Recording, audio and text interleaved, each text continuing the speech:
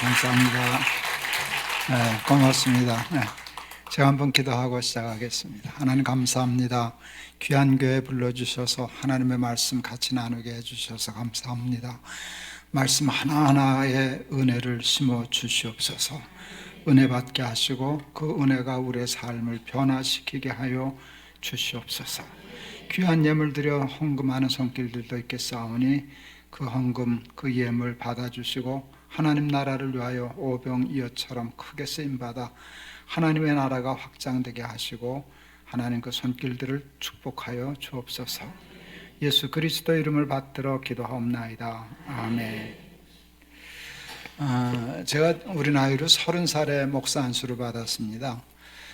제가 자라난 교회에서 목사 안수를 받았어요. 주일학교 1학년부터 다녔던 교회인데 목사 안수를 받고 얼마 되지 않아서 어느 교회에서 헌신 예배에 와서 설교하라 그래서 담임 목사님한테 허락을 받아야 되니까 목사님 그 어느 교회에서 그 헌신 예배 강사로 오라는데 갔다 와도 될까요? 그랬더니 신기하게 생각하시더라고요. 김 목사를 다 오라 그래? 그렇게 좋아하셔요. 약속 하나 하면 보내주지. 뭔데요? 그랬더니 잘해. 잘해서 다음에 또 오라 그럴 만큼 잘해. 그래서 여기 제가 또 왔잖아요. 사실 제가 갔던 게 잘 안 가거든요. 미천이 짧아가지고 한 얘기 또 와야 되니까. 그런데 이렇게 불러주셔서 참 감사하고, 제가 목소리가 조금 시원치를 않아요.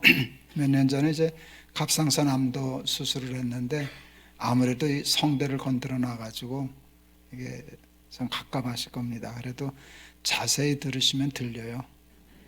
자세히 들으셔야 될 겁니다. 우리를 향하신 하나님의 뜻이 있습니다. 하나밖에 없어요. 우리가 행복하게 잘 사는 것. 항상 기뻐하라, 쉬지 말고 기도하라, 범사에 감사하라. 이는 그리스도 예수 안에서 너희를 향하신 하나님의 뜻이니라.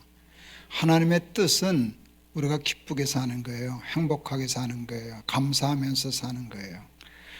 우리의 소원도 행복하게 잘 사는 건데 행복하게 잘 사는 게 힘들어요. 지나가는 100사람한테 물었습니다. 요즘 어떻게 사십니까? 하고 물었습니다. 뭐라고 대답하는 사람이 많았을까요? 1등 그럭저럭 삽니다. 2등 마지못해 삽니다. 3등 뭘까요? 잘 아시네요. 제가 여러분에게 여쭤볼 테니까 한번 대답해 보세요. 속으로 대답하셔도 돼요. 근데 정직하게 대답해 보세요. 요즘 어떻게 사십니까? 이게 쉽지 않아요. 이 대답을 모르는 건 아닌데 쉽지가 않아요. 왜 이렇게 잘 살기가 힘들까? 근데 굉장히 중요한 이유가 있어요. 사람들이 뜻밖의 잘 산다는 게 뭔지를 몰라요. 이게 잘 사는 것인데 이걸 잘 사는 것으로 착각하면 평생 잘 살 수가 없어요. 잘 살려면 이쪽으로 가야 되는데 이쪽으로 가는 거거든요. 이게 잘 사는 건 줄 아니까. 제 큰아이가 초등학교 1학년 때 친구 집을 다녀오더니 호들갑을 떨었어요. 아빠 우리 친구 집 갔다 왔는데 되게 잘 살아요 하고 되자에다 힘을 많이 줬어요. 왜 그러냐 그랬더니 자가용이 2대야. 집에 풀장 있어. 텔레비전 카메라로 도둑을 경비해. 그 당시에 어마어마한 집을 보고 와서 되게 잘 살아요 그랬어요. 그때 제가 알았어요. 얘가 잘 산다는 말을 잘못 쓰고 있구나. 자가용 2대 집에 풀장 있는 집을 보고 와서 우리 아이는 이렇게 얘기했어야 돼요. 되게 부자예요. 그게 정확한 말이에요. 근데 우리 아이는 잘 살아요 라고 얘기를 했어요. 우리는 돈 많은 것을 잘 사는 거라 그래요. 잘 사는 사람, 잘 사는 나라. 돈 없는 사람은 가난한 사람인데 우리는 꼭 못 사는 사람이라고 얘기를 해요. 그러니까 여러분 돈 좋으세요? 싫으세요? 돈 좋으세요? 싫으세요? 저는 목사인데 돈 좋아하게 해요? 싫어하게 해요? 괜찮을까요? 난 너무 좋아해서 탈이. 돈 좋죠. 여러분 돈이 좋다고 얘기하는 게 정직한 거 아닐까요? 사실 돈만큼 좋은 게 세상에 그다지 많지는 않거든요. 돈은 좋은 거예요. 그런데 뜻밖의 그 좋은 돈이 우리를 잘 살게는 못해요. 그거를 사람들이 몰라요. 돈이 좋기는 좋은데 돈은 우리를 부자는 되게 해도 잘 살게는 못해요. 잘 산다는 말을 다윗은 이렇게 표현했어요. 나의 잔이 넘치나이다. 만족하다는 뜻이거든요. 행복은 만족한 거예요. 그러면 여기 지금 물이 이만큼 있어요. 이게 만족한 상태예요? 불만족한 상태예요? 얼만큼 불만이에요? 여기 왜 안 찬 만큼, 그렇죠? 안 입을 찰만 짜 쓰지 않겠어요? 하나님이 저와 여러분의 삶의 그릇을 사랑하셔서 천하보다 크고 귀하게 만드셨어요. 그래서 천하를 다 얻어도 채워지지가 않는 거예요. 하나님이 우리를 사랑하신다는 게 복음인데, 복음 중에 복음은 하나님이 우리를 사랑하신다는 거거든요. 근데 사랑은 어떤 힘을 갖고 있는가 하면 사랑받는 대상을 존귀하게 하는 힘이 있어요. 2005년 1월 달에 제가 독일에 집회가 있어서 나갔는데 공항으로 전화가 왔어요. 우리 큰아들이 아버지 축하드립니다. 뭐 좋은 일 있냐? 그랬더니 예, 올해 할아버지가 되시겠습니다. 제가 문효동네 외아들로 커서 개고양이도 정신없이 이뻐하는 사람이거든요. 근데 손주가 생긴다니까 그냥 공중부양이 되더라고요. 이게 되는구나, 공중부양이. 이렇게 붕 뜨더라고요. 집회를 다녀왔더니 우리 아들 며느리가 그 산부인과에서 찍은 초음파 사진 그거 보여준다고 계룡대가 어디예요? 거기서 올라왔어요. 그때 군인이었거든요, 우리 아이가. 우리 며느리 뱃속에 뭐 벌거지처럼 꼬부라진 거 만한 거 하나 있더라고요. 2.8cm였어요. 그 태아가. 내가 이렇게 신비롭더라고요. 제가 그 다음날 글을 썼어요. 우주보다 더 크고 귀한 2.8cm. 맞죠? 2.8cm 아들인지 딸인지도 모르는 이렇게 태아인데 나한테는 우주보다 더 컸어요. 이렇게 확 들어오더라고요. 하나님이 우리를 사랑하시기 때문에 우리를 천하보다 크고 귀하게 만드셨어요. 사람이 만일 온 천하를 얻고도 자기 목숨을 잃으면 무엇이 유익하리요? 라는 뜻은 너는 천하보다 더 귀해. 천하보다 더 커. 그런 뜻이에요. 하나님이 우리를 사랑하셔서 천하보다 더 크기 때문에 우리의 그릇을 천하보다 크게 만드셨어요. 천하를 다 얻을 수 없지만 천하를 얻어서 여기다 놓으면 찰까요? 안 찰까요? 못 차요? 안 차는 게 아니라 작은 것으로 큰 것을 채울 수는 없어요. 그렇죠? 예. 저는 1951년생이에요. 전쟁 중에 태어났어요. 우리 아들이 경제학 교수여서 그 얘기를 들었는데 경제학자들이 1951년생을 연구해요. 한국에. 저희 세대는 연구 대상이에요. 왜냐하면 가장 가난하고 힘들 때 태어난 사람이거든요. 저는 우리나라가 얼마나 가난할 때 태어났는가에 대한 증거가 몸에 있는 사람이에요. 종합검진을 처음 받았는데 의사 선생님이 고개를 갸우뚱 하셨어요. 왜 그러세요? 그랬더니 목사님 신장 누구 하나 주셨어요? 그래서 아니요, 그런 거 없는데요. 근데 왜 목사님은 신장이 하나밖에 없어요? 글쎄요. 한참 보시더니 있기는 있네요, 여기. 근데 그러니까 하나는 생기다가 만 거예요. 그러니까 목사님 누구 신장 준다 소리 하면 안 된다고. 목사님은 두 개 합쳐서 60%밖에 기능 못 한다고. 전 그런가 보다 했어요. 근데 나중에 어느 교수님, 그 고려대학교에 난민들의 보건을 연구하는 학자가 계시더라고요. 그분의 책을 보니까 제 현상이 전쟁 난민들에게 나타나는 현상이에요. 산모가 먹지를 못하잖아요. 우리 어머니가 먹지를 못했거든요. 그러니까 태아를 만들어낼 수 있는 영양 상태가 안 되는 거예요.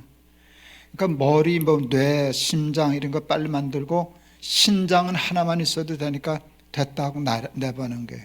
그러니까 신장이 하나 그렇게 생겨났어요. 태어났더니 어머니가 젖이 안 나와요. 먹는 게 있어야 젖이 나오지. 여러분, 그러면 요즘 애들은 분유 먹으면 되지. 분유는 그때 재벌이나 먹는 거예요. 어떻게 분유를 먹어요? 그래서 이게 사실은 말도 안 되는 건데요. 쌀가루를 이렇게 갈아서 그걸 미음을 써서 먹였다 그래요. 태어나서 1년 동안의 영양이 가장 중요한 때거든요. 그때 쌀가루 먹고 살면, 그러니 제 몸이 이렇게 망가지고 뭐 이병 저병 다 걸리고 신장도 하나밖에 없고 한 게, 그래서 그렇구나 하는 걸 알게 되었어요. 세계 최빈국일 때 태어났죠. 그 가난은 굉장히 오랫동안 지속됐어요. 우리 초등학교 다닐 때 그 생활환경조사서라는 게 있었어요. 학교에 아이들이 많으니까 기초조사를 하는데, 그 질문지 웃겼어요. 라디오 있냐, 선풍기 있냐, 텔레비전 있냐, 냉장고 있냐. 뭐 있으면 부자였게요? 그때 뭐 있으면 부자였어요? 나 아무거나 하나 있었으면 부자예요. 정말이에요, 여러분. 여러분, 선풍기만 있어도 선풍기 있는 집이 부자였죠. 텔레비전은 동네 한 대 있었고, 여러분, 전화가 아파트 한 채 값이었던 때가 있었어요. 아세요? 전화 있으면 당연히 부자였죠.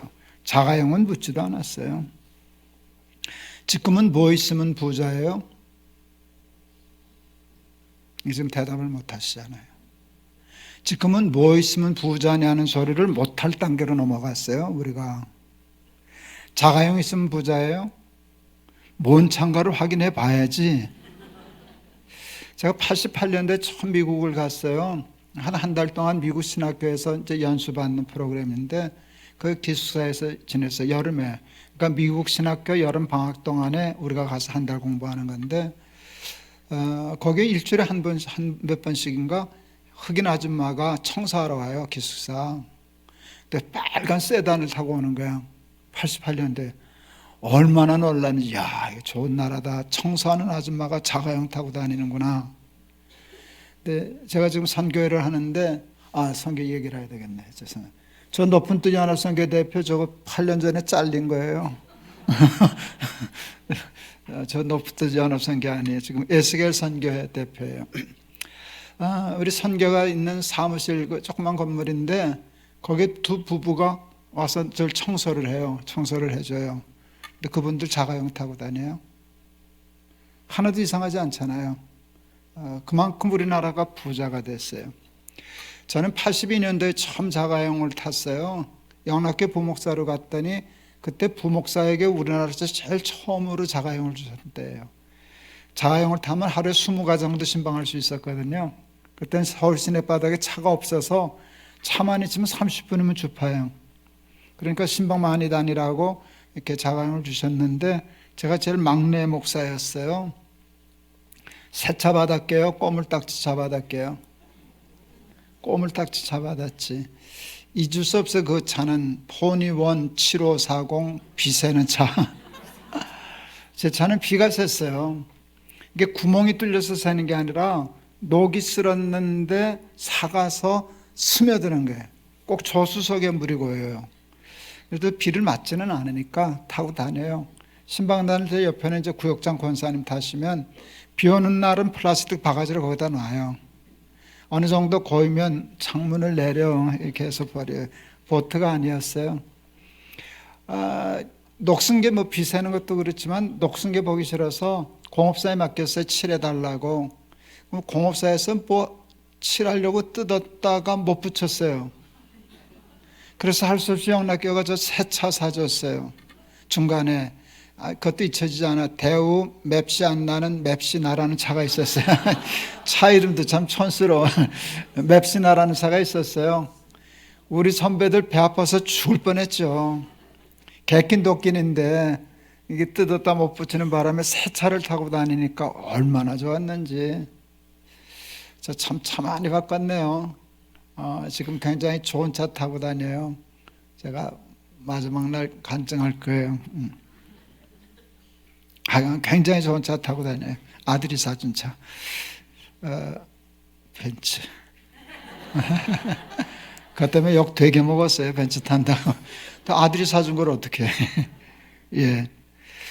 벤츠 타면 좋을까요? 안 좋을까요? 좋죠. 제가 한 2년 됐거든요. 지금도 좋을까요? 그냥 좋아요. 그냥 좋지 뭐 그렇게 뒤지게 좋지는 않아요. 왜 그럴까요? 벤츠보다 내가 크거든. 그것으로서 내가 채워지질 않아요. 우리가 이게 신장도 하나 못 만들어낼 만큼 세계 최빈국에서 태어난 사람이 지금 벤츠를 타고 다니는 만큼, 목사가, 우리나라가 얼마나 발전한 거예요. 이런 나라가 없거든요. 근데 돈이 우리를 잘 살게 한다면 우리나라 사람들은 그 어디나 하늘나라를 살아야 돼요. 그런데 뭐 나쁠 건 없지만, 또 돈 있다는 게 나쁠 건 없지만 그렇게 뒤집어지게 행복한 건 아니잖아요. 그 이유가 뭔가 하면 그거는 우리를 부자는 되게 해도 잘 살기는 못하기 때문에. 잘 살려고 하면 왜 그게 안 되는가 하면 하나님이 우리를 사랑하셔서 우리를 워낙 크게 만드셨기 때문에 세상의 것으로는 채워지질 않아요. 세상의 부귀와 영화와 쾌락을 누리는 일에 1등 가는 사람은 솔로몬이었어요. 근데 솔로몬이 이렇게 얘기했어요. 헛되고 헛되고 헛되고 헛되니 모든 것이 헛되도다. 모든 강물은 연하여 바다로 흐르되 바다를 채우지 못하는도다. 강물이 솔로몬에게는요, 그 부귀와 영화와 쾌락이 강이 바다로 흘러오듯이 그냥 흘러왔어요. 근데 안 차는 거예요. 그것을 통해서 만족하고 행복하고 나의 잔이 넘치나이다, 그게 안 되는 거예요. 그래서 헛되고 헛되고 헛되고 헛되니 모든 것이 헛되도다, 이렇게 고백했어요. 돈 좋아요, 안 좋아요? 좋은데 그것이 우리를 잘 살게 하는 줄 알고 거기다가만 목숨을 걸고 살면 그냥 혹시 재수 좋으면 벤츠는 타겠지. 그렇지만 잘 살지는 못해요. 시편 16편 2절에 주밖에는 나의 복이 없나이다, 이렇게 고백했어요. 이게 참 귀한 말씀이에요. 주 밖에는 복이 없대요. 그러니까 복은 주 안에만 있는 거예요. 근데 사탄은 우리를 주 밖으로 끌어내야 되거든요. 우리가 주 안에 있는 꼴을 못 보니까 끌어내는데 사람들이 안 나가려고 그래요. 왜? 거긴 복 없잖아. 복 없잖아. 복도 없는데 거길 내가 왜 나가냐. 근데 사탄은 사기꾼이잖아요. 그래서 가짜 복을 만들었어요. 근데 이 사탄이 가짜 복을 가짜처럼 만들었게요, 꼭 진짜처럼 만들었게요? 꼭 진짜처럼 만들었어요. 그래서 제가 짝퉁복이라고도 그래요. 하여간 기가 막히게 똑같이 만들었어요. 근데 그거는 가짜고 여기는 진짜예요. 여러분, 가짜 복과 진짜 복을 얘기할 테니까 구별해 보세요. 겁낼 거 없어요. 난 한 사람도 틀리는 거 못 봤으니까. 수천 수만 명에게 이 얘기 했는데 한 사람도 안 틀려요. 한국 사람이라면. 평안과 편안. 평안과 편안. 어느 게 진짜 복이에요? 네, 맞잖아요. 편안한 게 나쁘지는 않아요. 그런데 편안은 우리를 행복하게 못해요. 뜻밖의. 고3 때 국어 선생님이 오시더니, 야, 너희들 소원이 뭐냐? 우리 개구쟁이 친구놈이, 예, 아침 먹고 자고 점심 먹고 자고 저녁 먹고 자는 겁니다. 잠 못 잘 때니까. 선생님 그러시더라고요. 야, 이 자식들아, 대학 떨어지고 사흘만 잡아라. 쥐약 생각날 거다. 제가 대학에 떨어졌어요. 내 이름이 없더라고. 속상하니까 집에 들어와서 이불 뒤집어 쓰고 잤어요. 아침 먹고 자고 점심 먹고 자고. 저는 진짜 한 사흘 잔 것 같아요. 나가기 싫으니까. 그랬더니 한 사흘쯤 지나니까 정말 미치겠더라고요. 하루 24시간이 그렇게 지루할 수가 없어요. 잠도 안 하고. 잠을 하도 잤으니까 잠도 안 와. 하루 24시간이 그렇게 지루하고 힘들 수가 없더라고요. 그래서 시간 보내느라고 신문을 다 읽었어요. 읽을 거리가 없어서. 그때 신문에는 이런 거 있었어요. 2줄짜리 광고 밑에 엄마가 아프다 돌아와라 뭐 이런 거. 그런 것까지 다 읽었는데도 시간이 안 가는 거예요. 편안했는데 편안한 게 나를 행복하게 못하더라고요. 그냥 편하면 좋지만 행복하게는 못해요. 그게 몸도 약하게 하고요, 정신도 약하게 하고요, 믿음도 약하게 하고, 편안함은 우리를 허약하게 만들고 권태롭게 만들어요. 그렇죠. 제가 92년도에는 중국을 다니면서 그때 막 중국 신학교 학생들이 있었어요. 한국 교회를 좀 보여줘야 되겠어서. 백문이 불여일견이잖아요. 가르치는 것보다 와서 봐라 해서 그 전도사님들을 그때 양재동 횃불회관이 제일 좋은 시설이었어요. 거기다가 숙소를 정하고 이제 모셨는데 그때는 김포공항으로 올 때인데 김포공항에서 가는데 전도사님 한 분이 여자 전도사님 한 분이 목사님 횃불회관에 전화 있어요 그러더라고요. 기가 막혀가지고 한국은 전화 없는 집 없어. 그때 좀 미안하더라고요. 잘난 척한 것 같아서. 중국은 전화 있으면 부자인데요. 우리도 그랬어요. 우리도 전화 있으면 부자였었어요. 근데 지금 한국에 전화 없는 집 없어. 이제 그랬더니 중국도 이제 막 그 돈 많은 부자들이 생겨나기 시작한다고 92년도. 근데 목사님 부자들이 돈 벌어서 제일 먼저 하는 게 뭔지 아세요? 그래요. 뭐 해요? 그랬더니 별거 아니에요. 담 쌓고 철망 쳐요. 이게 참 기가 막힌 말이에요. 별거 아니에요. 담 쌓고 철망 쳐요. 그게 부자가 하는 일이에요. 돈이 많으니까 넓은 집 사고 좋은 차 타고 편히 살죠. 편히 사는데 평안은 그게 주질 못하는 게 도리어 불안한 거라 도둑 올까봐.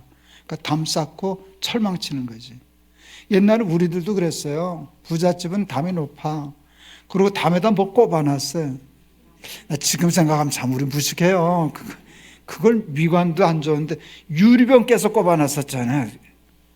근데 감옥에서 예수 믿고 그 회개한 분 내가 아는데 그러더라고요. 목사님 그거 가지고 아무 소용없어요. 가만히 2장만 깔면 넘어가요. 여러분 돈의 능력은 평안에 있지 않고 편안함에 있어요. 그러니까 돈은 가짜 복이지 유사 복이지 진짜 복이 아니에요. 돈이 우리에게 평안을 주지 못해요. 기쁨과 재미 어느 게 진짜 복이에요? 기쁨이에요.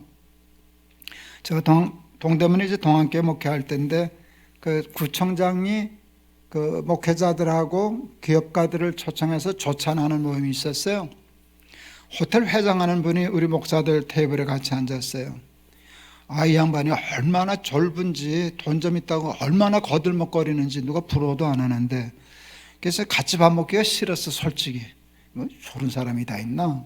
그런데 아무렇지도 않게 그냥 이제 그때 실내에서 담배 펴도 될 텐데 우리 목회자들인데 담배를 피우시더라고.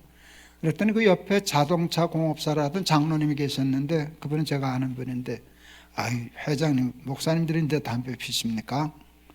목사님 회장님 담배 끊으세요. 담배는 마약과 같아요. 그랬더니 이 양반이 담배를 피우러 로베를 나가시면서 이런 말을 했어요. 술 끊고 담배 끊고 그 다음에 하나 더 했어요. 여자 끊고 무슨 재미로 살아?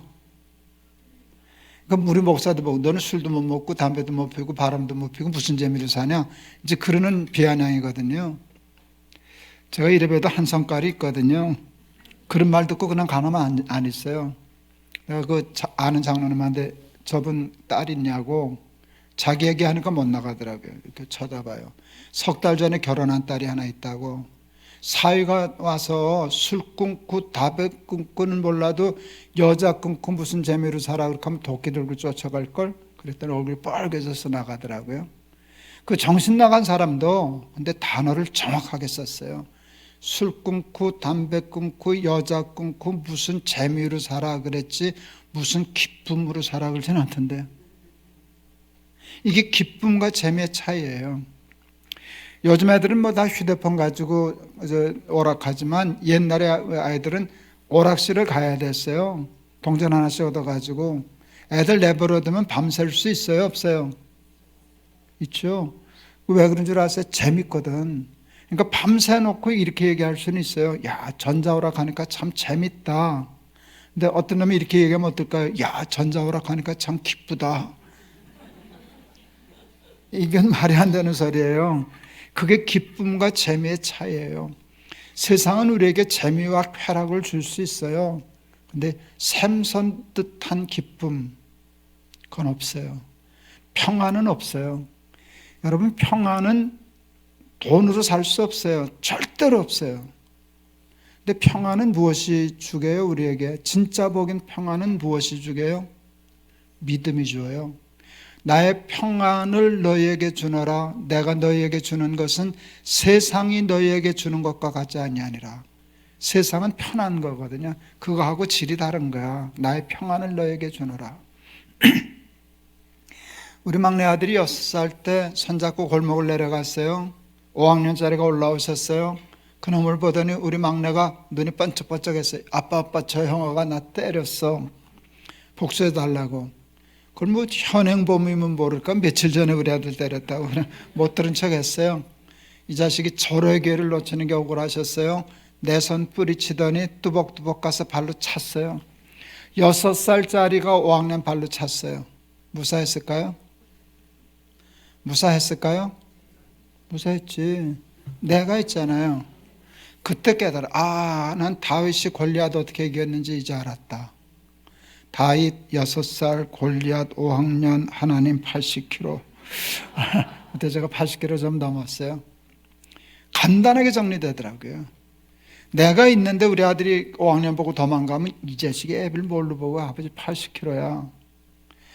골리앗 무섭지만 우리 하나님 여호와야. 너는 칼과 단창을 가지고 내게 나오지만 나는 만군의 주 여호와 이름을 가지고 내게 나가. 이게 믿음이거든요. 믿음은 평안을 주는 거예요. 여호와는 나의 목자시니 내게 부족함이 없으리로다. 그가 나를 푸른 초장에 누이시며 쉴 만한 물가로 인도하시는도다. 이게 평안이거든요. 평화, 평안. 그런데 그 시편에 틀린 거 하나 있어요. 이게 목사가 성경 틀리다니 야단났네. 양은 눕지 않아요. 이게 틀린 거예요. 양은 눕지 않아요. 눕지 않는 양을 누이시고 그랬기 때문에 그게 맞는 거예요. 이게 뭔 소린가 싶죠? 양은 눕지 않아요. 이게 우선 첫째예요. 누워 자는 동물은 강한 동물만 누워 자요. 사람이 강하니까 누워 자요. 사자, 호랑이 이런 것들 누워 잘 수 있어요. 그놈들은 누워 자도 누가 건들 놈이 없어요. 양, 노루, 토끼, 사슴 약한 동물은 본능적으로 웅크리고 자게 돼 있어요. 사람에게 길들여져서 야성을 잃어버린 놈들만 이러고 자요. 개, 고양이 이러고 자는 거 있어요. 집에서 길들여진 놈들. 야성이 있는 놈은, 이 조그만 놈은 이렇게 못 자요. 그러면 죽어요. 바스락 소리 나면 그놈들은 뛰고 봐요. 보고 뛰어요. 뛰고 보죠. 보고 뛰는 놈은 센 놈이에요. 빠른 놈, 잡아먹는 놈. 도망가는 놈은 뛰고 보는 거예요. 근데 뛰고 보는 것도 꽤 약하지만 빠른 놈은 뛰고 봐요. 약한데 느리기까지 한 놈은 냅다 뛰어야 돼요. 뛰고 볼 틈도 없어. 언제 뒤를 돌아다봐. 양은 냅다 뛰는 거라고요. 그걸 다윗이 몰랐을 리가 없어요. 양은 눕지 않는다는 걸 누구보다도 잘 아는 사람이 다윗이에요. 그래서 시편을 그렇게 썼어요. 여호와가 나의 목자시기 때문에 나는 누워 잔다.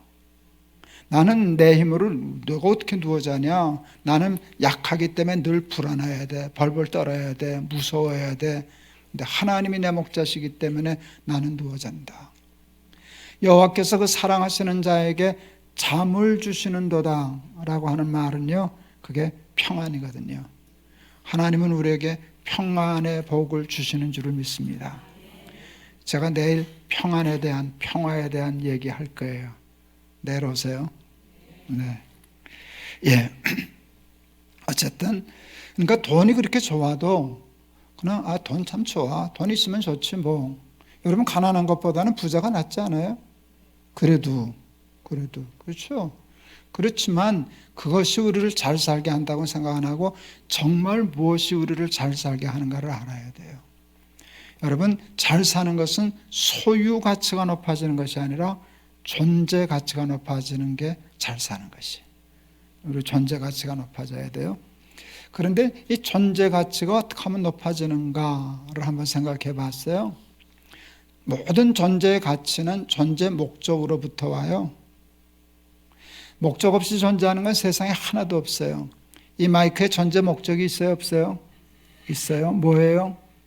작은 목소리를 크게 확산하는 거예요. 지금 저희 이런 거 없으면 저는 설교 못해요. 이 목소리 가지고 설교 못해요. 근데 이 목소리를 가지고도 설교를 할 수 있는 거는 얘 때문이에요. 그러니까 이게 저한테는 얼마나 가치 있는 물건이에요. 그렇죠? 그런데 이게 어느 날 고장나요. 고장났다는 것은 목적을 상실했다는 뜻이에요. 목적을 상실하는 순간 가치를 잃어버려요. 그러니까 쓸데없어져요. 뽑아서 버려요. 모든 존재의 가치는 존재 목적대로 존재할 때에만 생기는 거예요. 그런데 존재의 목적에도 원칙이 있어요. 모든 존재의 목적은 존재로부터 말미암지 않아요. 존재케 한 이로부터 말미암아요. 어렵지 않아요? 마이크의 존재 목적은 마이크가 만들어요? 마이크를 만든 사람이 만들어요? 이 스피커는요? 만든 사람. 얘는요? 하나님. 그러니까 내 뜻대로 사는 게 잘 사는 거예요? 나를 창조하신 하나님의 뜻대로 사는 게 잘 사는 거예요? 그래서 예수님이 내 뜻대로 마옵시고 아버지의 원대로 없어서라고 한 게 그 뜻이에요. 근데 우리는 잘 사는 것은요, 내 뜻, 내 욕심을 다 채우고 사는 것이 잘 사는 것이라고 생각하거든요. 내 욕심대로 살아봐야 그냥 짝퉁복, 그냥 편하게 재미 보면서 참 기쁨과 참 평안을 누리지 못하고 그냥 좋은 거, 정말 위대한 하나님의 나라의 삶은 꿈도 못 꾸고 사는 것이에요. 제가 78년도에 결혼을 했어요. 우리 아내가 인천 사람인데 저는 인터넷이 없으니까 편지를 써야 되잖아요. 컴퓨터도 없고 그냥 손편지를 쓰는데 제가 편지 쓰는 건 잘 썼어요. 근데 글씨가 엉망이었어요. 제 글씨가. 연애하기 전에는 글씨 나쁜 것도 괜찮았어요. 뭐 나는 다 읽을 수 있으니까. 뭐 나만 보는데 뭐 삐뚤빼뚤 상관없는데 연애를 하기 시작하니까 그 글씨가 싫은 거예요. 내가 좋아하는 여자에게 그 삐뚤어진 글씨 보내기 싫더라고요. 그래서 제가 글씨를 다시 배웠어요. 그래서 그 초등학교 깍두기 공책 사다가 글씨 배웠어요. 그래서 제 글씨는 한동안 굉장히 컸어요. 그리고 반듯반듯하고 정성껏 썼기 때문에 필압이 높아요. 필압은 지금도 높아요.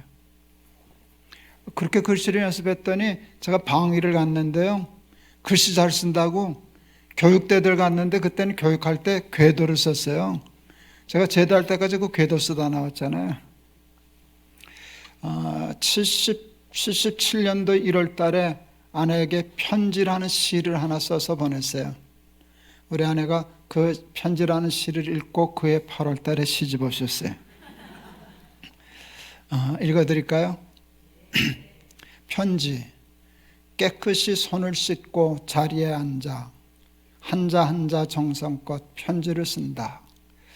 사랑하는 사람에게 쓰는 편지, 진실이고파 아름답고파 썼다간 지우고 또 썼다간 지우고 마음같이 써진 편지 마무리하다 그만 잘못 써진 글씨 하나 죽죽 두 줄 구워 지워버리고 계속 쓰면 될 것을 다시 손 씻고 와 처음부터 쓰는 편지, 당신께 쓰는 편지. 잘 썼죠? 그렇지.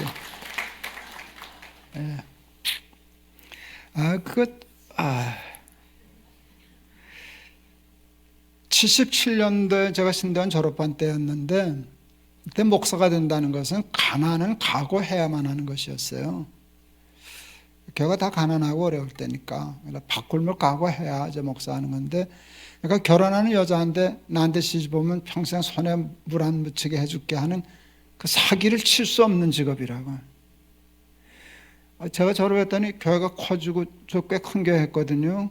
그럴 줄 알았으면 그때 큰 소리 꽝꽝 치는 건데 그때는 그게 쪼들려가지고 그거 약속 못하고 내가 열심히 살아서 내 삶에 좋은 열매 맺히는 거 당신 줄게. 이제 그런 마음인데 우리 아내가 인정해 줘야 되지만 지금도 내 양심적으로 그 마음 변함이 없어요.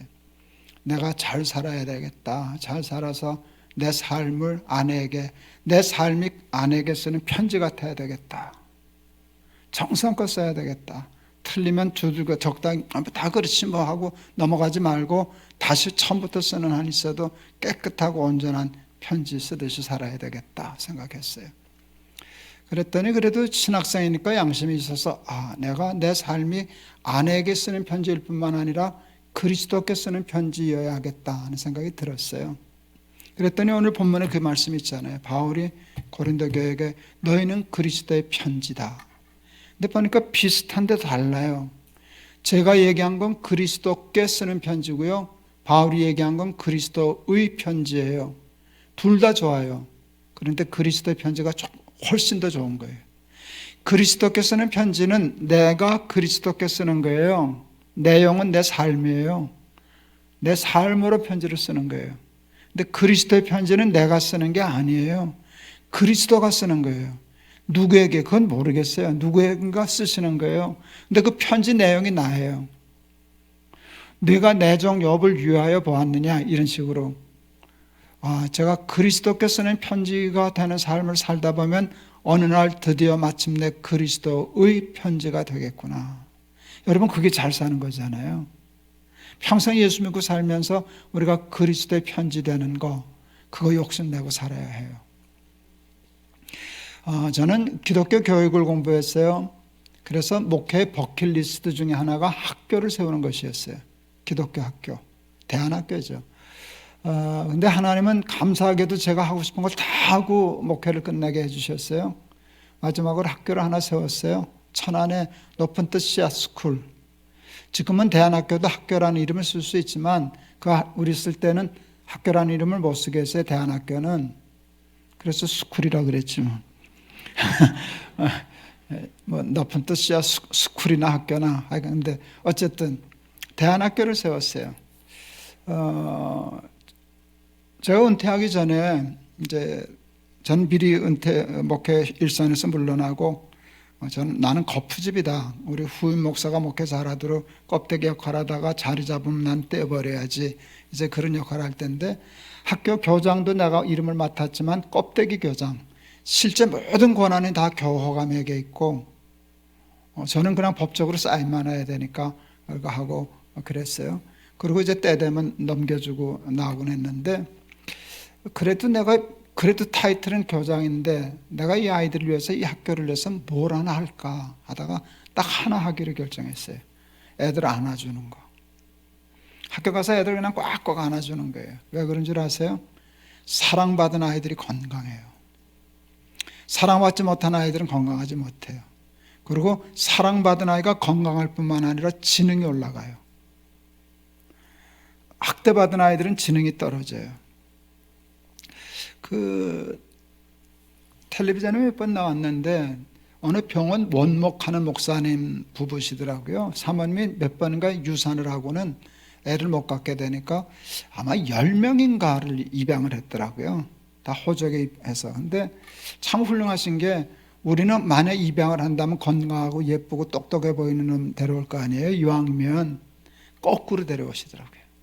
남이 안 데려가는 아이, 병든 아이, 사고 치는 아이. 근데 소아마비가 걸려서 이렇게 발이 완전히 꺾인 아이인데 그 아이를 데려다가 이 목사님 부부가 사모님이 얼마나 밤마다 주물러 댔든지 쇼트트랙 선수가 됐더라고요. 대단한 분이에요. 거기 이제 요셉인가 요한인가 한 번 헷갈리니까 이제 계속 헷갈리는데 요셉 아니면 요한이에요. 얘는 2번이나 파양을 당한 애예요. 갔다 입양 갔다 얘 못 길러요 돌아오고 얘 못 길러요 와서 3번째 여기 온 아이인데 애가 완전히 애가 뭐 엄마라고 부르지도 않고 말도 안 듣고 전교 꼴등하고 IQ 70인가 뭐 전교 꼴등하고 그런 아이를 데려왔는데 하여간 공부를 못하는 건 좋은데 말을 되게 안 들어가지고 속을 되게 썩었는데 결론은 그 엄마 아빠의 사랑에 졌어요. 그걸 받아들였어요. 텔레비전에 나온 일이니까 걔 전교 1등이에요. 꼴등이었는데 안아주고 사랑받은 아이면 이게 지능이 올라가요. 제가 재단을 할 때 그 서울시하고 SIB라는 프로젝트를 했었어요. Social Impact Bond라는 우리나라 아시아에서는 우리 재단이 제일 처음 했었어요. 그게 뭔가 하면 이제 그 재단들은 나라나 기업의 돈을 받아서 운영을 하거든요. 막 자기 돈이 아니니까 조금 해퍼요. 실패해도 책임감도 별로 없고. 그래서 영국에서 개발된 게 뭔가 하면 나라나 기업의 돈으로 하지 말고 너희 재단의 돈을 투입해라. 성공하면 갚아주마. 성공하면 인센티브를 주마. 실패하면 못 받는다. 그러니까 잘못하면 못 날아가게 생겼으니까 죽기 살기를 잘하지 않겠어요? 저희 재단이 그 SIBC를 서울시하고 계약을 맺고 1호 사업을 했어요. 그게 뭔가 하면 IQ 75를 경계성 지능이라 그래요. 그 75를 기준으로 해서 더 떨어지면 평생 나라가 돌봐야 되는 아이예요. 자기 혼자 살 수가 없어요. 근데 여기서 조금만 올라가면 서울대는 못 가는데 그래도 이게 앞가름하면서 사니까 요거 굉장히 중요해요. 100명, 그 경계성 진앙에 있는 아이들 100명을 3년 동안 케어해서 어느 기준이 수를 올리면 그때 10억이었거든요. 10억 투자해서 하는 건데 10억 원금 받고 맥시멈 2억 8천인가까지 받을 수 있었어요. 인센티브를. 그래서 그보다 낮으면 뭐 한 1억 받고 아니면 번전치기 하고 성과가 나쁘면 10억 날라가고 날라갈게요 뭐 받을게요. 최고 등급으로 받아서 2억 8천인가 받았어요. 10억 받고 난 성공할 줄 알았어요. 자신이 있었어요. 그 아까 그 원목 목사님에게서 얻은 힌트, 안아주면 된다 생각했어요. 그 아이들 안아주면 된다. 그때 뭐 대교라고 하는 그 기업하고 이렇게 계약을 맺어가지고 그 프로그램을 돌렸는데 이제 선생님들을 모집해야 돼요. 3년 동안. 그런데 이게 공적인 사업이기 때문에 교회 다니는 사람만 뽑는다는 소리를 할 수가 없어요. 그러면 그 법에 걸려요. 했는데 기가 막히게 다 교회 다니는 사람만 선생이 됐어요. 확실히 예수 믿는 사람들이 거기 마음이 있으니까. 우리는 뭘 가르치려고 하지 않았어요. 가서 놀아주고 안아주고. 그래서 결국 성공했어요. 그래서 2억 8천 받았다니까요. 거기 있는 아이들이 지능이 올라가가지고 뭐 군 간호사라도 가고 간호보조사도 되고 직업을 갖게 되고 이렇게 되니까 성공을 했는데 하여간 사랑하면 애들이 좋아져요. 제가 천안 높은 뜻 시작학교 가서 올 때마다 애들 안아주기 시작했어요. 첫날 안아주니까 이 할아버지 왜 이런다냐 하고 밀치고 도망가고 웃고 그러더니 갈 때마다 안아주니까 이놈들 다 알잖아요. 할아버지가 장난으로 그러는지 진짜 지들이 이뻐서. 나는 애들이 이뻐서 죽어가거든요. 그러니까 개들도 아는데 그 애가 모르겠어요. 이제는 가면 애들이 와서 달려들기 시작했어요. 예, 그렇죠. 이제 은퇴할 때가 돼서 학교를 떠나야 되기에 아이들에게 할아버지가 너희들 예뻐하고 사랑했다는 거 잊지 말아라. 그거 심어주고 싶었어요. 그래서 제가 갈 때마다 여기다 향수를 뿌리고 다니기 시작했어요. 그 냄새가 기억이 오래 가거든요. 향수. 제가 향수 뿌리고 다니는 멋쟁이는 아니에요. 근데 향수를 생각해가지고 이 향수 저 향수 뿌리면 애들이 헷갈리니까 하나만 딱 골랐어요. 아르마니. 그래서 여기다 뿌리고 다녔어요. 왜 여기다 뿌렸게요? 안으면 코가 박히잖아요. 꽉꽉 안아줬지. 벌써 여러 해 됐네요. 학부형 아이 엄마가 제 페이스북에다 글을 썼어요. 목사님 성공하셨네요. 오늘 우리 아이하고 아파트 엘리베이터 탔는데 아이가 그랬다는 거예요. 엄마 할아버지 냄새 난다. 누가 아르마니 쓴 사람이 거기 탔던 거지. 그 냄새를 맡으니까 할아버지 냄새. 우리 할아버지 냄새인데 할아버지 냄새 난다. 그 다음 말 할아버지 보고 싶다. 그러고서 갔다 왔잖아요. 천하에. 제가 이제 암에 걸려서 투병할 때 정말 힘들었는데 그 씨앗 그리는 아이들이 놈들이 학년별로 동영상을 찍어서 올려보내요. 할아버지 아프지 마세요. 할아버지 죽지 마세요. 그 바람에 안 죽었잖아요. 예, 그게 사랑하면 아이들이 하는데 향기. 너희는 그리스도의 편지라는 말과 같은 뜻으로 쓰여진 또 하나의 성경 구절은 너희는 그리스도의 향기라 그랬어요. 예수를 평생 믿었으면 냄새가 좀 달라야지. 말하지 않아도 큰 소리로 소리 지르지 않아도 그냥 가면 그냥 삶의 냄새가 좋아야 돼요. 그게 잘 사는 거예요. 저는 사실은 음악을 하고 싶었었어요. 제가 초등학교 때 이래봬도 KBS 누가 자라나가서 1등하는 사람이잖아요. 저를 아는 모든 사람들은 제가 다 음악할 줄 알았어요. 나도 그 음악길인 줄 알았는데 하여간 못하게 됐어요. 제가 변성기 때 편도선 수술한 게 잘못돼가지고 하여간 노래를 할 수가 없어서 이렇게 목회를 하게 됐는데, 그래서 제가 아주 소리에 민감해요. 좋은 소리에 욕심이 많아요. 제가 처음 전임 전도사가 돼서 월급을 받았을 때, 그때 내가 한 달 월급이 13만 원이었을 때 제가 65만 원짜리 전축을 샀어요. 제일 먼저 한 게. 그러니까 5달치 월급을 들여서 제일 먼저 한 게 전축 산 거거든요. 그거 사놓고 그 음악을 듣다가 이때 죽으면 좋겠다. 이제 그럴 정도로 이제 소리에 민감해요. 제가 동안교회 때 큰 예배당을 건축했어요. 3,400평 큰 예배당을 지었어요. 예배당을 지을 때 제 나름대로 원칙이 있었어요. 돈 많이 쓰면 안 된다. 예배당에 돈 많이 쓰지 말자. 그냥 예배 드리면 된다. 예배당에 돈 많이 드리면 가난한 교인들은 불편해요. 제가 가난해서 신혼여행 호텔 갔다가 얼마나 불편했는지. 불편하더라고요. 너무 호화롭고 그런 게 몸에 안 맞으니까 불편하더라고요. 어쨌든. 그래서 그냥 부자도 예배드리기 괜찮고 그래서 굉장히 모든 걸 수수하게, 그게 제 철학이었어요. 그런데 두 가지만 예외였어요. 두 가지는 돈 안 아낀다. 첫째, 설계비는 돈 아끼면 안 된다. 설계는 최고의 설계사에게 맡겨야 된다. 설계비만 해도 조그만 예배당 지을 만한 데다 맡겼어요. 근데 그 외에 정말 큰 돈을 들인 것이 또 하나 있어요. 그게 음향이었어요. 음향. 제가 소리 굉장히 민감하거든요. 이제 다 늙어서 타박을 안 부리네요. 그리고 여러분 스피커가 좋은 스피커예요. 그래서 괜찮은데 제가 옛날에는 집회 가면 꼭 소리를 나한테 맞춰놓고 설교를 하기 시작했어요. 저희 교회는 음향기사, 월급 주는 음향기사가 있었어요. 일본에 유학 갔다 온 친구예요. 난 전도 집회 나갈 때 그 친구를 데려가서 조정하고 그랬었어요.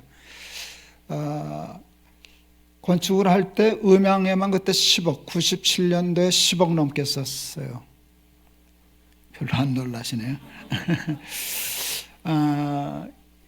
그 음향회사의 미국 회장이 한국에 왔다가 한국의 교회가 그 시스템을 썼다는 게 믿어지지가 않아가지고 우리 교회를 왔었어요. 저 없을 때. 그리고 그랬다는 거예요. 이거는 미국의 마이클 잭슨이 공연할 때 쓰는 시스템입니다. 그러면 이제 이해가 가시죠? 그 마이클 잭슨이 공연 다닐 때 쓰는 수준을 교회가 쓰는 법은 없었거든요. 근데 제가 그걸 고집했어요. 왜 그런 줄 아세요? 저는 청년들, 저희 교회는 청년들이 많았는데 청년들이 많이 모이는 교회를 하고 싶었어요. 근데 그거 하려면 청년의 예배가 살아야 돼요. 예배가 살려면 찬양이 좋아야 돼요. 찬양이 좋을 때 음향이 좋아야 돼요. 여기도 그 괜찮은데 저는 이제 드럼 소리를 굉장히 중요히 여겼어요. 찬양할 때. 청년들한테는 드럼 소리가 중요하잖아요. 드럼 소리가 일로 들리느냐가 굉장히 중요해요. 내가 원하는 소리는 일로 들려야 돼. 그게 10억이에요. 그래서 썼어요. 제가 그렇게 음향을 제가 하니까 명필이 붓깔이냐 뭐 그래요. 설교만 잘하면 되지 뭘 스피커 가지고 그러냐 그랬을 때 명필은 붓깔이요. 명필은 붓깔이는 거야. 그리고 사실은 음향이 굉장히 중요해요. 우리는 예배가 중심인 교회잖아요. 찬양과 예배가. 이게 조금의 차이지만 소리에 따라서 여러분은 무의식적으로 여러분 내가 10개 설교를 했을 때 음향이 좋으면 11개 효과를 낼 수 있어요. 조금이지만 틀리면 이게 저도 신경이 쓰이고 여기 신경 쓰다가 놓치면 설교를 8개밖에 못하는 수도 있어요. 편안하고 이렇게 좋은 그 소리를 들어서 하는데 이게 한두에 쓸 게 아니잖아요. 그러니까 그 돈은 아끼면 안 된다 생각해서 하여간 음향의 소리를 했었어요. 서론이 길었네요. 예수님이 세례 요한에 대해서 기가 막힌 표현을 쓰셨어요. 이는 광야에 외치는 자의 소리다. 난 귀가 반짝 뜨더라고요. 어떻게 한 말도 많은데 예수님이 세례 요한을 소리라고 얘기하셨냐? 소리. 우리 목사는요 스피커예요. 스피커예요. 설교자를 스피커라고 그러거든요. 우리는 말씀이 아니에요.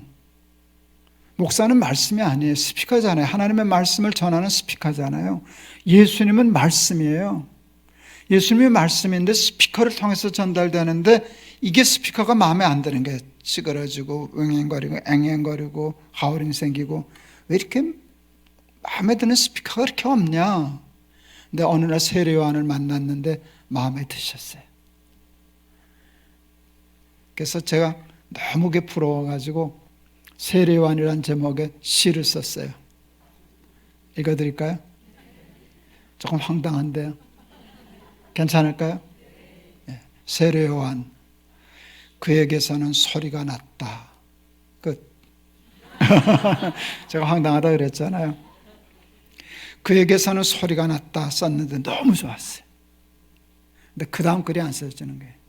근데 하나 썼었어요. 나중에 그에게서는 소리가 났다, 좋은 소리가 났다. 이게 글 못 쓰는 사람의 대표적인 짓이에요. 그건 이제 사족이라 그래요.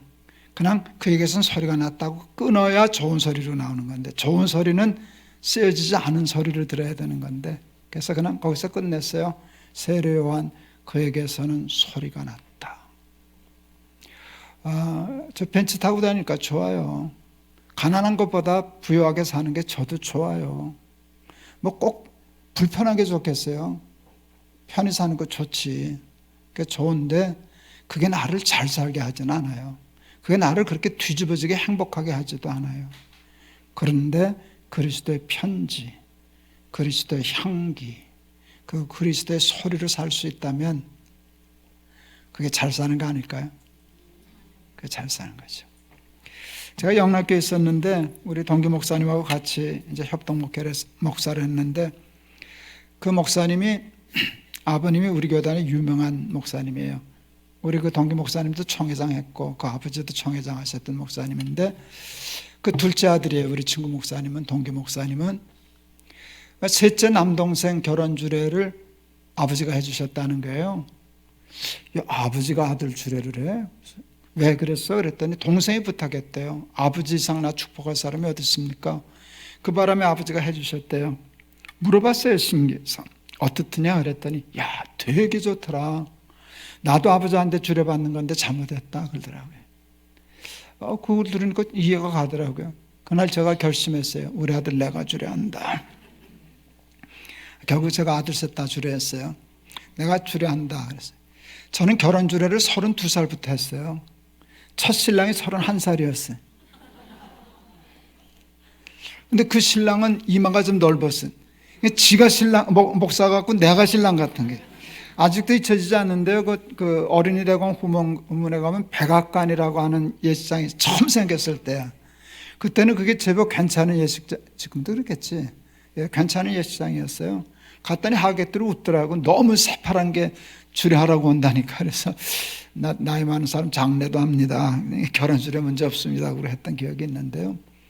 저에겐 청년이 많아가지고 전 결혼 주례 아마 1000쌍도 넘겠을 거예요. 토요일마다 한 번 주례로서는 제가 그거를 소화할 수가 없었어요. 그만큼 주례를 참 많이 했는데, 제가 어느 날 제 결혼 주례 이렇게 할 때, 신랑 신부가 이렇게 들어올 때 상상했어요. 내가 이 다음에 우리 아들 며느리 결혼 주례 할 텐데 쟤네들이 내 아들 며느리라면, 상상한 거예요.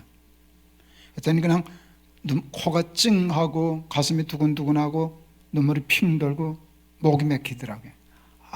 저도 그런 면이 있거든요. 그래서 내가 우리 아들 결혼 주례 때 주례사 길게는 못한다. 짧아야 된다. 탁 막히면 말을 못할 테니까. 근데 한마디만 하고 끝내도 더 보탤 필요가 없는 완벽한 주례사는 뭐 없을까? 할 때 하나님 금방 주셨어요. 예수 잘 믿는 사람이 되라. 이것도 끝. 그 한마디만 하면 되겠더라고요. 예수 잘 믿는 사람이 되라. 저는 우리 아들 며느리가 예수 잘 믿으면 잘 산다는 확신이 있어요. 제가 마지막 날 좀 간증을 하려고 그러는데 우리 아이들 참 잘 됐거든요. 너무 잘 됐어요. 그런데 제가 받은 자식의 복 중에 최고 복은 뭔지 아세요?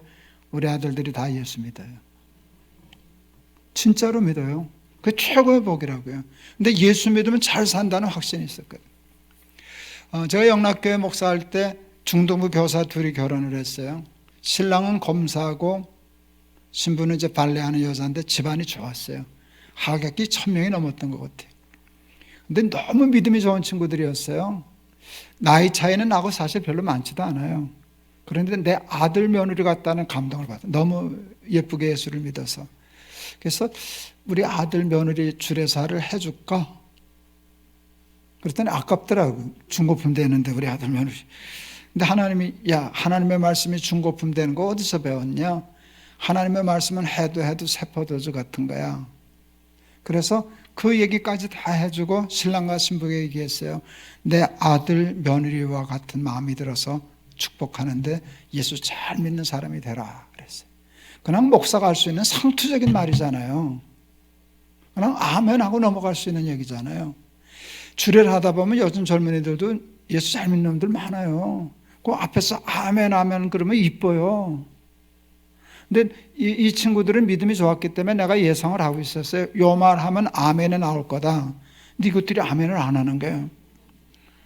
잠깐 순간이지만 아멘이 안 나와. 이게 지금 아멘 해야, 얘네들 믿음의 수준이면 아멘이 나와야 될 멘트였는데, 근데 그게 아멘을 안 한 게 아니라 못한 거예요. 너무 충격을 받아요. 그게 무슨 그렇게 충격받을 말이라고 눈이 둥그레지더라고요. 두 사람이. 그러더니 눈물이 여기 맺히는 거예요. 핑 하고. 그러더니 아멘 그래요. 멍, 핑, 아멘 이렇게 되는. 그걸 제가 앞에서 봤잖아요. 빤에 앞에 있으니까. 야, 이게 무슨 이런 말을 이렇게 받아들일 수가 있냐. 이 젊은 친구들이. 제가 너무 감동을 받았어요. 마음이 뜨거워졌어요. 주례사 끝나고 성경책 펴놓고 신부 오른손 신랑 오른손 놓고 내가 축복 기도를 하는데 난 그런 경험 처음 해봤어요. 축복이 막 떨어지는 것 같아. 내가 하는 말이 아닌 것 같아. 할 말을 넣어준다는 말씀을 그때 경험했어요. 하나님이 축복의 말을 넣어주시는구나. 축복이 마치 불 위에 떨어지는 기름 같아요. 떨어지다가 축복하다가 내가 너무 감동해서 울었어요. 여러분 주례가 울었는데 집까지 것들이 안 울었겠어요? 신랑 울어서 눈 시뻘개지고 신부 울어서 눈 시커매지고 하객들 다 울고 그랬지. 예, 우리 다 결혼식 끝나고 사진 찍고 내가 악수하면서 야 우리가 결혼식 했냐 부흥했냐. 난 그 결혼식 잊을 수 없어요. 그게 너무 욕심이 나가지고 그때 기도했지. 얼른 하나님 우리 새끼들 결혼식 때도 요 느낌이어야 합니다. 요 느낌이어야 합니다. 그랬어요. 여러분 예수 믿는 게 쉬워요? 안 믿는 게 쉬워요? 예수 믿는 게 쉬워요? 안 믿는 게 쉬워요? 믿는 게 쉬워요. 몇 년 믿다 때려치실 거예요? 믿기는 끝까지 믿으실 거예요? 때려치라면 큰일이지. 예. 그러면 포기도 못할 거고 안 믿을 것도 아니면 믿는데 한번 생명을 걸어요. 대충 믿지 말고 적당히 믿지 말고 습관적으로만 믿어도 그것도 굉장한 거지만 습관적으로 믿지 말고 마음을 다하고 뜻을 다하고 정성을 다해서 우리의 삶이 그리스도께 쓰는 편지가 되고 그리스도의 편지가 되고 우리의 삶에서 그리스도의 향기가 드러나고 그리고 예수 그리스도의 좋은 소리가 되어서 살면 여러분의 삶 속에 하나님의 나라가 임하게 될 줄을 믿습니다. 세상이 줄 수 없는 평안 그리고 세상에 절대로 줄 수 없는 샘솟는 듯한 기쁨 그건 하나님만이 주실 수 있는데 그 천국의 복을 누리며 잘 사는 우리 큰빛교회 교인들 다 되시기를 축원합니다. 기도하겠습니다.